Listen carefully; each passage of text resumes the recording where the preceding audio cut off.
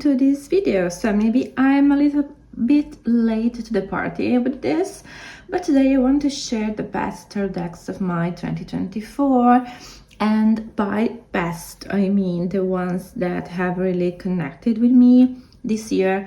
Some of them aren't even brand new, and some of them are, but they have become a huge part of my practice last year for very specific reasons. So whether they've been with me for a while or just making a comeback, so these decks really speak to me and support my readings in my personal practice in a way that's unique and personal. So I thought I'd share them with you.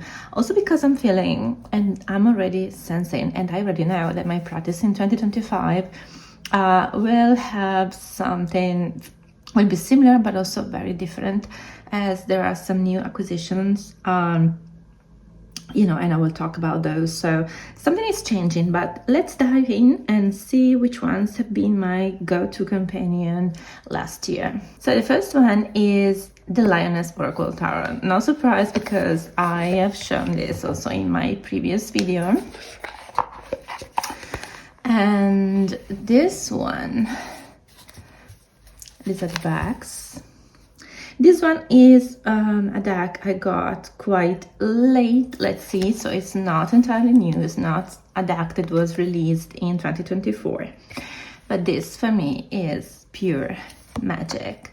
It has a dreamy, cosmic, collage aesthetic that just pulls you in.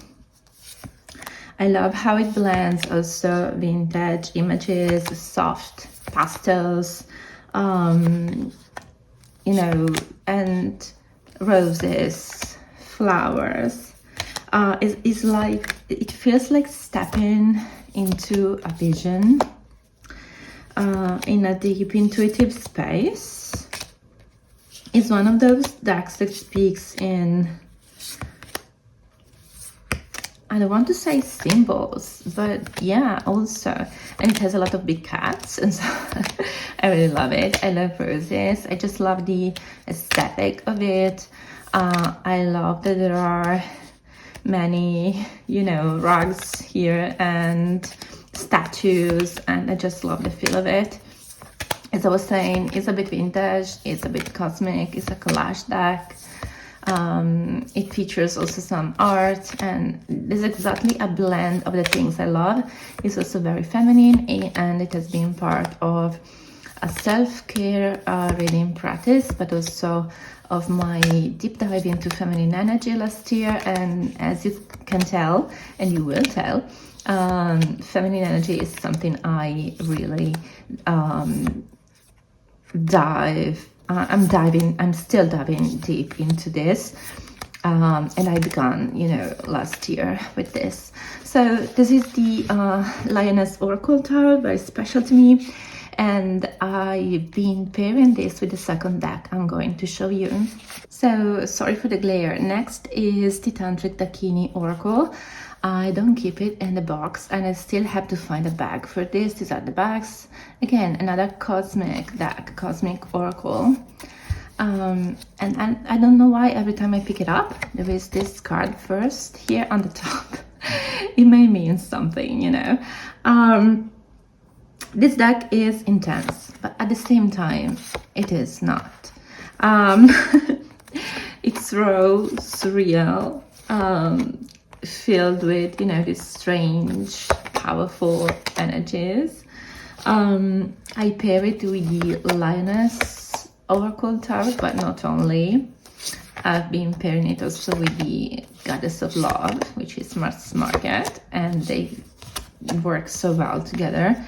I will probably show it in another video, but it feels here like every time I'm tapping into something deeper than the conscious mind, like visions, dreams. I guess you can use it for a wide range of purposes, I don't think it's a deck for everyday readings. I've used this also for my clients sometimes, and it works beautifully when I am drawn to use it. So normally when I'm drawn to it, it works. But yeah, I think it's great to tap into hidden forces behind the situation, or yeah, it's not like, it's not a deck that leave you in the comfort zone, let's say. So you can use also the guidebook, but also not.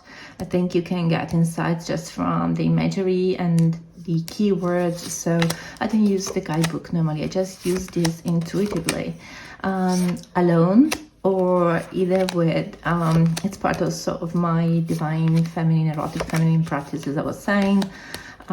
This is the Tantric Dakini Oracle. Next one is the William Blake Tarot of the Creative Imagination.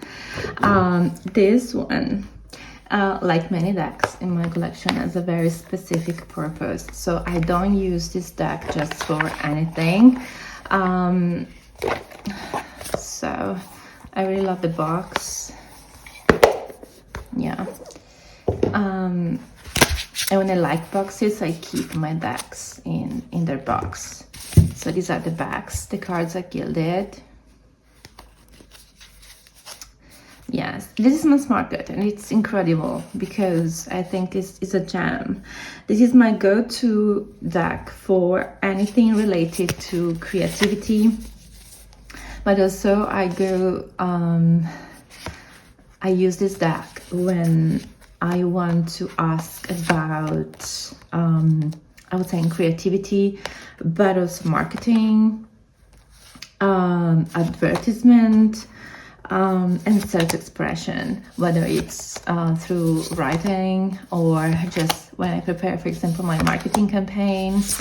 Just my go-to deck when I want advice and insight on what I should do, if I'm doing it well, and I look for that creative spark of inspiration. The suits here are renamed poetry, painting, science, and I think it should be music. Let's see if I, yes, music. I really get insights from this deck. It's like this deck is every time is pulling me into the mind of a visionary. And also Blake's, Blake's poetry and paintings also push me to think bigger, to move beyond limitation, and it's what this deck does every time. So it has a very specific purpose. It's not a deck I go to for big emotional readings. I don't ask any other questions to this deck. Actually, it's not a deck I use for any other purpose. It's just to create, from a place of deep inspiration every time. And this deck every time gives me a perspective shift. Next is the Little Sister Tarot. While the Blake Tarot, I purchased it not last year, but it's a deck I've had for a long time. This one is one I got last year. And the first thing that I really liked about this deck, that really made me think I want this, are the backs. The backs and actually the edges. I don't have any deck with this wonderful matte blue edging. It's just so good, and also the tactile experience is so good. I don't know if this is smaller than a standard size tarot, but it feels like so. By the way, it feels so good, and the backs are so cute. But beyond the aesthetic, reason, when I purchased this deck, I just read the description of it, and it was around summer. I think it was June or late June, and the blue also speaks or screams summer to me. It just the blues for me is summer. This is a deck that is so intimate and tender, and actually, as I was saying, around June last year I got it for a very specific reason, because I was going through a personal loss, and I thought this was something that could help me go through that moment or that period. So I was looking for like a gentle deck. If you don't know, here the creator says both older siblings have passed, but I still consider myself a little sister.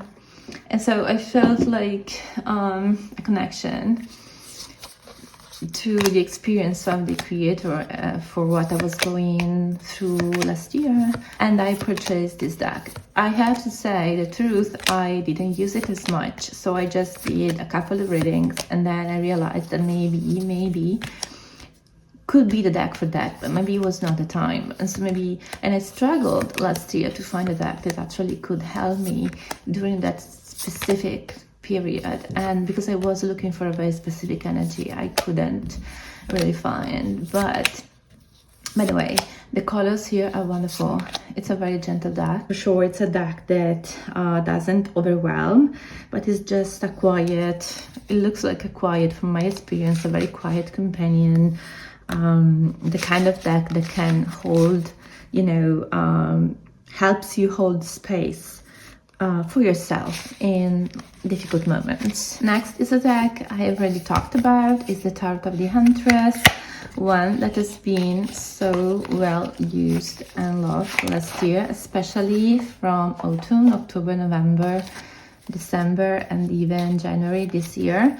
I love how primal, I was saying how primal and powerful at the same time this deck feels, and very feminine and intuitive. It carries this wild, lunar, untamed energy, and every time I'm using it, I feel like I'm connecting both with the energy of Artemis, and so the goddess, but also with the energy of nature. It's amazing for working with intuition, feminine strength, and also I think cycles, being in connection with nature, but also the moon. Every day I pulled some cards from this deck and just use them as a guidance, as a guide through my day.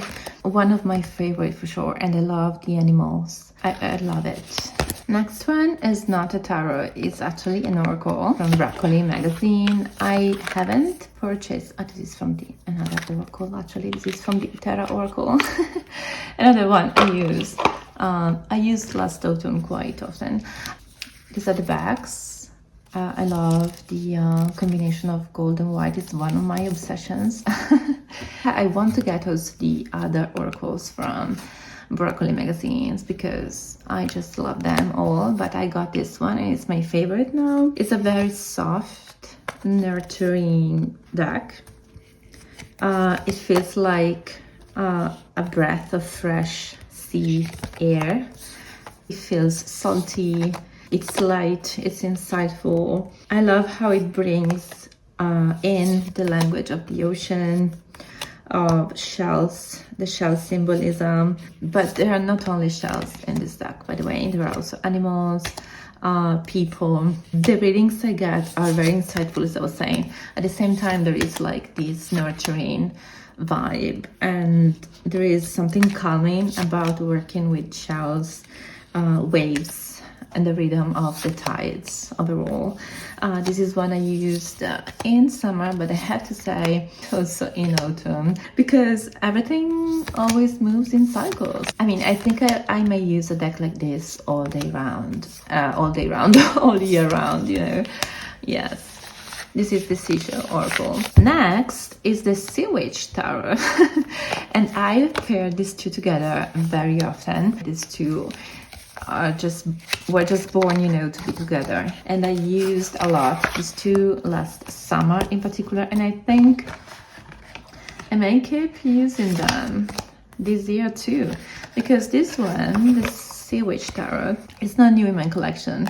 I have had this one for years. This deck comes also with the white backs. I don't know if you can see the black ones. I wanted the black ones for some reason. I really felt drawn to this version. This is one of my favorite decks, and it's linen cardstock. And I already said, and I would say many times, that I love linen cardstocks, and I love fine line as well, and this kind of engravings in decks. And so, yeah, this is totally one of my favorites. And the Sea Witch Tarot, so even I mean, despite the name, I can use this deck whenever I feel called to use it. And as you can see it's a mixture between intricacy, engravings, rich texture, antique artwork, magical creatures, mermaids, phones, mystical beings. But it also allows for some space. As you can see, many cards have this white background, and the engravings are so minimal, and I love actually this mixture of these things in this deck. Sometimes you can find also poetry, like words, and there is something otherworldly about it. It's like also stepping into a storybook, because if I am not wrong, there are also some there is artwork from Arthur Rackham in this deck, and so it's a little bit storybook-like and filled with both also the earthly and the ethereal. It feels mystical, dreamy, full of storytelling energy, full of color, but it's minimal too at the same time. Every time I look at it, I just fall in love with it more and more. It's one of my soul decks, I think. So this is the the Sea Witch Oracle. Don't want this video to be too long, but just to show you how these two go well together, because both feature, you know, also like shells and elements from the sea, and also sometimes they counterbalance each other. Like here we have a lot of white, while the seashell oracle provides more color. There are sometimes, and I love when we have synchronicities like in color, or even sometimes I found these two mirror each other when it comes to, yeah, not only color, but also sometimes the flowers or the type of shells that are depicted. And as you can see, the colors, I don't know if it shows on camera, but here in this case also this brown, you know, there is this shell theme also going on. It's really a pair I've been loving. I've been loving this pair. These two are made to work together. As you can see again, the colors here, the greens, you know, and this kind of sand gold, they match. I mean, the color, the vibrancy of the color, sometimes also what the figures are doing, or just the attitude, you know, something, I don't know. There are a lot of common themes. Now I mean, we have the Nine of Cups with this person, this figure here that looks like he's dreaming, looking at the sky, you know, the starry sky, and here we have float. And so this is a pair for the summer. I think I will keep using, and look now again, the colors are the same, like the blue and the green. So yeah, they are just so perfect. They vibe together, you know. I think I will keep using these decks also next summer, because they work so well together. Next two decks I have already shown in another video, but so I'm maybe cheating a little bit, because this is actually, I mean, two decks, not one, but I've been using them together as a pair, and so I'm showing them like this because that's how I use them, even though each one of these, you know, can work on its own, of course. But this is the Terra Incognita. It's not the first edition, because I recently discovered that the first edition had pink backs, but I actually love these green ones. It's a photographic black and white deck inspired by the work of Carla Blossfeld, and this is the Esmeralda Tarot. Comes in this plain white box, but I like it, I don't mind it. This you can buy on Etsy, and you can find also the link in my previous video. You can customize your backs choosing from one of the cards. This is again another photographic deck, so I've been using these two together. They are both photographic and they work together so well. So here there is just nature, there is the photographic structural plant photograph here on one side, and here we have another photographic deck, which is very mystical and draws you into this sometimes very moody like atmosphere. It feels like autumn to me, so this pair I've been using it all throughout autumn and winter because I needed this vibe. I needed also this natural, you know, artistic at the same time word. I wanted to really step into this realm that at the same time feels like a waking dream, because it is a little bit surreal. It has a surreal quality to it, and it feels much like an exploration of the unknown. It has something mysterious about it. It was perfect around October, November, you know, when I was really looking for this kind of atmosphere.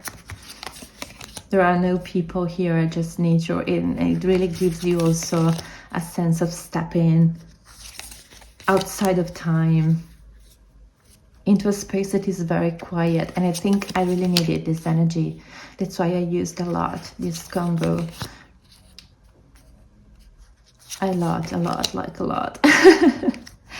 And it worked so well. This deck comes, it has a PDF. So it is sent to you, and the guide is lovely. You can still purchase it if you like it on Etsy. Still available. While Terra Incognita, I'm so sorry if I'm showing this and it's no longer available, because I purchased it in a shop on Etsy. I think it was Rania Press, but I cannot see it anymore. So I'm sorry if this is out of print or something. I don't know. I think it may be. Maybe it's hard to find at this point, but so sorry. I wanted this for such a long time and I couldn't get it myself, so I feel very lucky to have it. Next is the Venus Morning Star Tarot. This is one I purchased towards the end of the year. It's a curated art deck focusing on the mystical, dynamic and mystical aspects of Venus as a morning star and light bringer. I have to say, I love, again, as I was saying, white and gold, my obsession. And so every time I see either linen cardstock or a white and gold bag, yeah, this is right up my alley. Sorry if I'm clumsy in this, but yeah. And you know, I have just covered my table with this sort of fuzzy rug today because I didn't want to, my desk here is, I said my deck, yeah, my desk here is white and the glare of the ring is outrageous, so but I get stuck in it, you know, and then the cards just you know, they drone in this sort of in this sort of rug, but yeah, it's okay. I love the box and it's golden too, so it's perfect.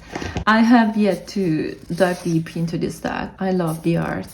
There are some of my favorite paintings here, and I love that the guide also says the name of the painter and the title of the work of art, you know, of the painting. So it's totally my vibe. It's feminine, it features a lot of art, so it has everything I like. And I've got also from the same creator the Tarot of Aphrodite as well, because I just love art. So one of my favorite decks is also the Revival Art by Taroko Studio. And here we have some of my favorite paintings of all time as well. And so I really love to have this art with me, to carry, to have, you know, the opportunity to carry it with me, and to read with it. So it just my favorite things all together, like tarot reading and art. I have to say I have yet to dive deep into this, but it will be part of my practice. I love also this one. This is from Cabanel, I think. It's one of my favorite paintings. I will dive deeper into this year, 2025, because I'm planning to do something with all this feminine, Venusian, you know, feminine energy.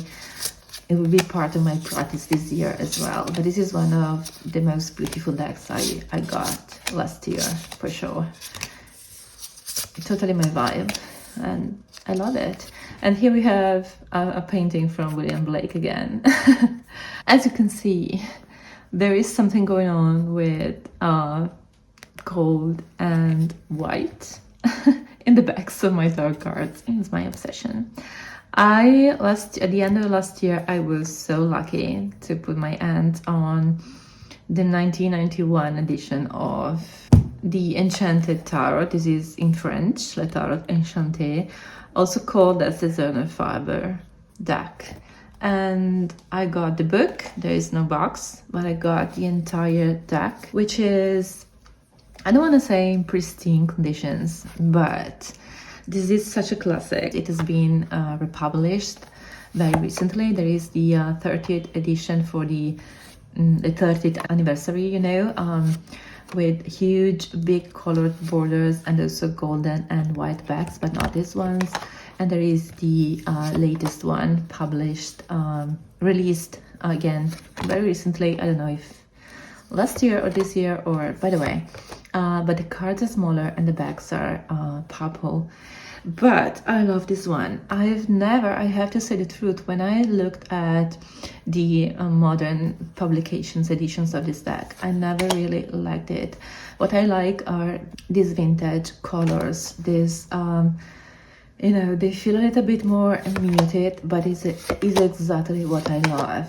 And the vintage feel of it. And I was so lucky to find one.